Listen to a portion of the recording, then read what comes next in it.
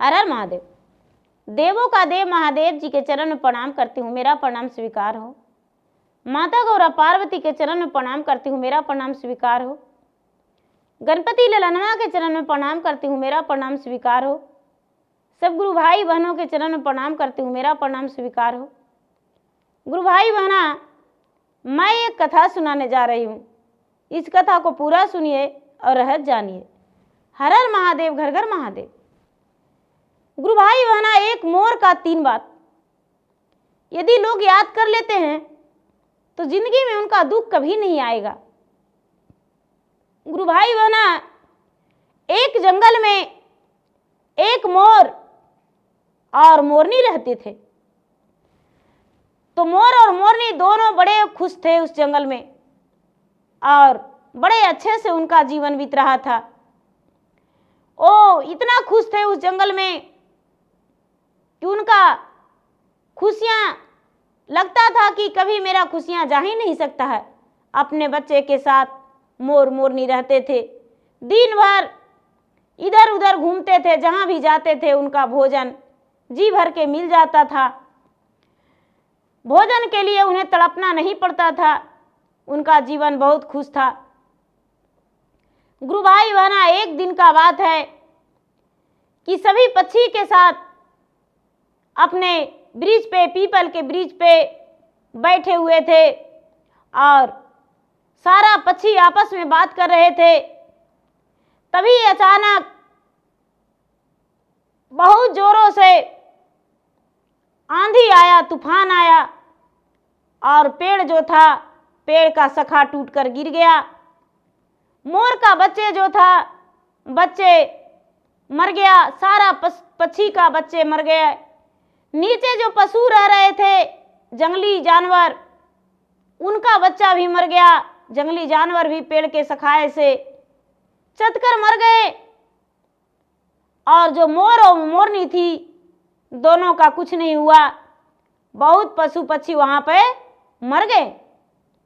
गुरु भाई बहना, मोरनी जो थी, मोरनी चिल्ला चिल्ला कर रोने लगी और कहने लगी कि इसमें मेरा ही कसूर है, मेरा बच्चा गिर के मर गया। यदि जैसे आंधी तूफान आया था और मैं अपना पंख पे बैठा लेता बच्चे को, तो मेरा बच्चा को कुछ नहीं होता। मैं ही गलत हूं, मेरा किस्मत खराब है। गुरु भाई बहना, और मोरनी जो थी, मोरनी वहां से उड़कर और प्राण देने को लिए चली कि मैं भी किसी नदी नाला तालाब में डूबकर अपना प्राण को दे देंगे। गुरु भाई बहना, उसका जो मोर थे, मोर साथ में जाने लगे और कहने लगे कि देखो प्रिय, हम तुम्हें कुछ बात बताते हैं, मेरा बात ध्यान से सुनो। मोरनी कहती है कि महाराज, कौन ऐसा बात बताते हैं जो उस बात को हम ध्यान से सुने। गुरु भाई बहना, मोर बोला, देखो प्रिय, ये 3 बात को याद रखना और इस 3 बात को गांठ में बांध लेना। देखो प्रिय, एक राजा थे और वो राजा बड़े अमीर थे, बहुत विद्वान थे, बहुत पुजारी थे, उनके पास बहुत धन था।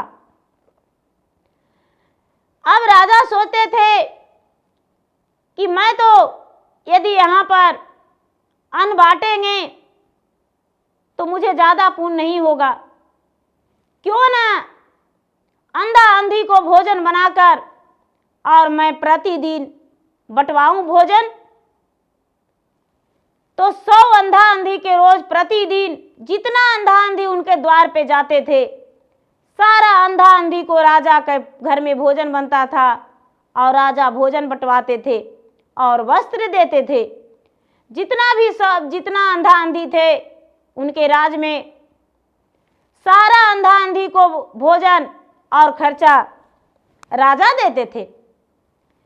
लेकिन एक दिन का बात ऐसा है, गुरु भाई बहना, ये बात मोर मोरनी से कह रहे हैं। एक दिन ऐसा हुआ कि खीर बन रहा था अंधा अंधी के लिए और इधर से एक जहरीला विषैला सांप गया और जाकर दूध में अपना मुंह को डुबो दिया और उसका जो जहर था दूध में गिर गया। और जो रसोइया थी उसी दूध में खीर बना दी। वो तो देखी ही नहीं थी कि इसमें विषैला सर्प का जहर गिरा है, और खीर बना दी। और वही खीर सारा अंधा अंधी जितना थे सारा खा लिए। रसोइया परोस दी, जितना भी अंधा अंधी थे सारा मर गए। बरसों का राजा का किया धरा सब खत्म हो गया। राजा के पास कुछ भी नहीं रहा।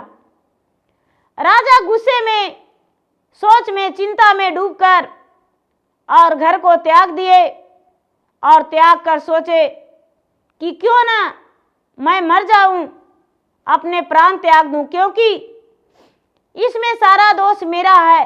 यदि सूखा अन्न बंटवाते तो मेरा पाप नहीं लगता, लेकिन मैंने तो सोचा कि सारा लोग का भोजन अपने ही घर बनवाएंगे और सारा का खर्चा उठा लेंगे, लेकिन मेरा किया धरा सब पानी फिर गया। और ऐसा सोचकर राजा घर से निकल गए और निकलकर मरने को लिए चल दिए। लेकिन चलते चलते चलते चलते राजा को रास्ता में कोई हरा पोखर तालाब नहीं मिला, और एक गरीब इंसान का घर मिला।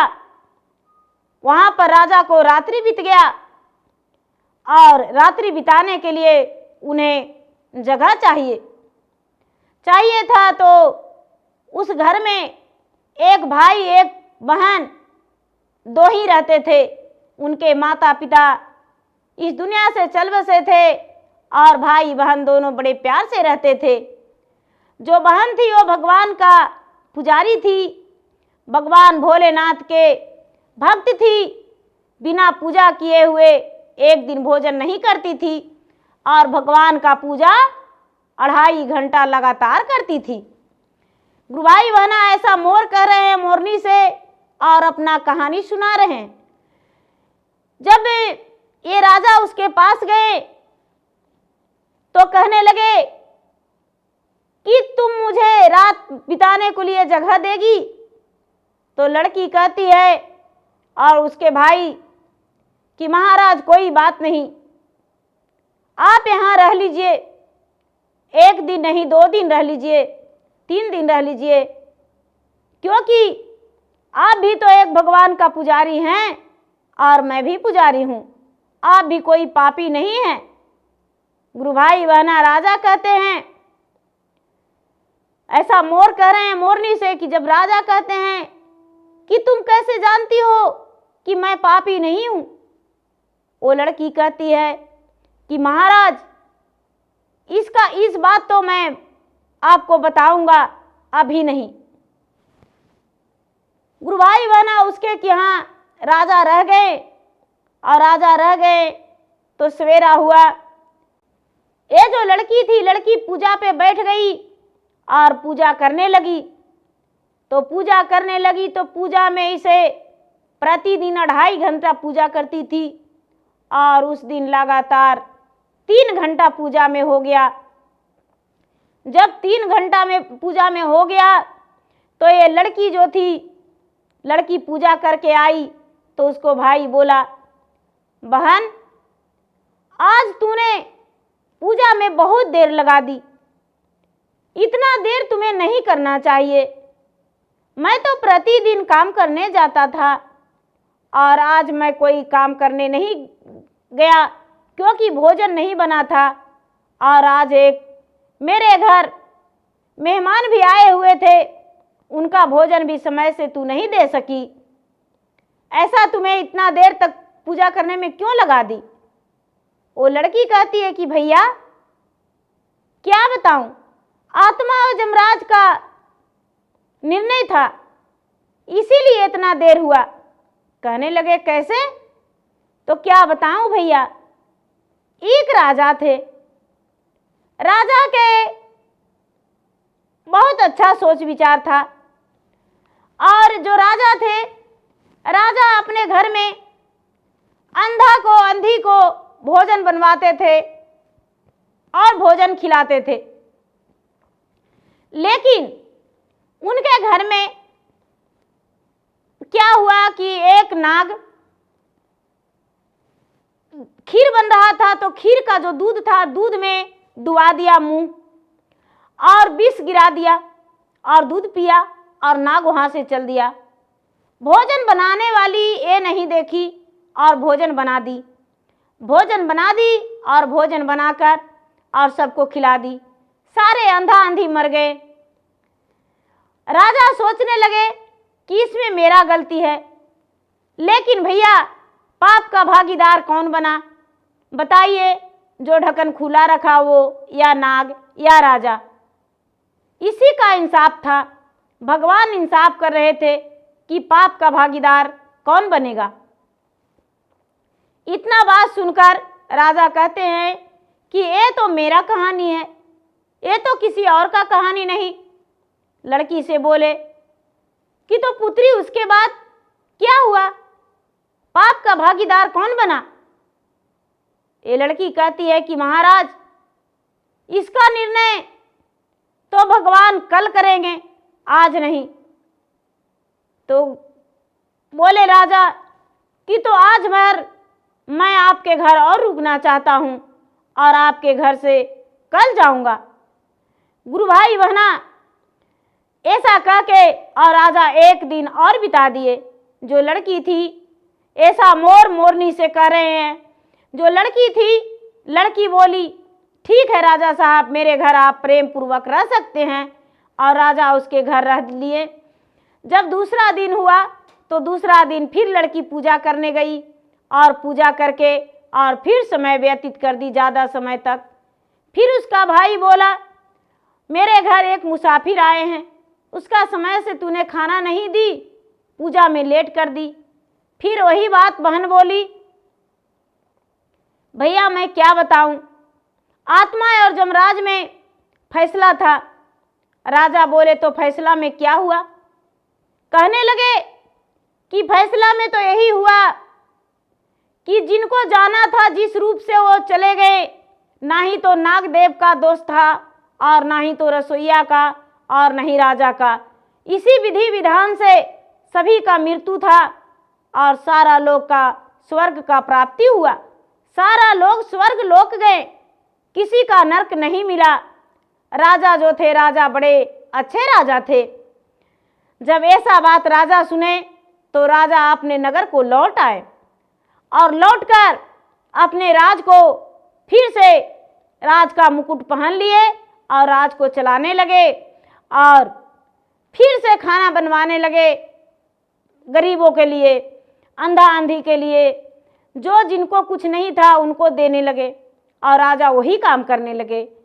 हे मोरनी, तुम ऐसा मत करो प्रिय कि अपना जान त्याग दो। ऐसा सुनकर मोरनी जो थी, मोरनी मन ही मन सोचने लगी और कहती है कि हाँ महाराज स्वामीनाथ, हम बच्चे को फिर से जन्म दे सकते हैं, ये तो बात सही है, नए जिंदगी से शुरुआत हम कर सकते हैं। लेकिन क्या करूं, कितने जीव जंतु को देखकर, उतना जीव जंतु को देखकर मेरा आत्मा जो था, आत्मा बड़े दुखी हो रहा था। इस कारण मुझे लग रहा था कि मैं अपना प्राण को त्याग दूं, लेकिन अब अपना प्राण को नहीं त्यागेंगे। ये जो मोर तीन बातें मोरनी से बोले, तो ये तीन बातें मोरनी याद कर ली और याद करके और अपना किसी वृक्ष पे अपना डेरा डाल दी और वृक्ष पे ही रहने लगी और मोर मोरनी दोनों अपने जीवन बिताने लगे और खुश रहने लगे। तो गुरु भाई बहना, मेरा वीडियो अच्छा लगे तो मेरा वीडियो का लाइक करें और मेरे चैनल पे यदि नए हैं तो मेरे चैनल का सब्सक्राइब करें और बेल आइकन घंटी को दबाना ना भूलें, जिसमें आपको हर वीडियो का नोटिफिकेशन सबसे पहले आपके पास जाए और आप कथा को सुन सकें। और मेरा फेसबुक पे फॉलो करें, लाइक करें, शेयर करें। धन्यवाद। हर हर महादेव, घर घर महादेव।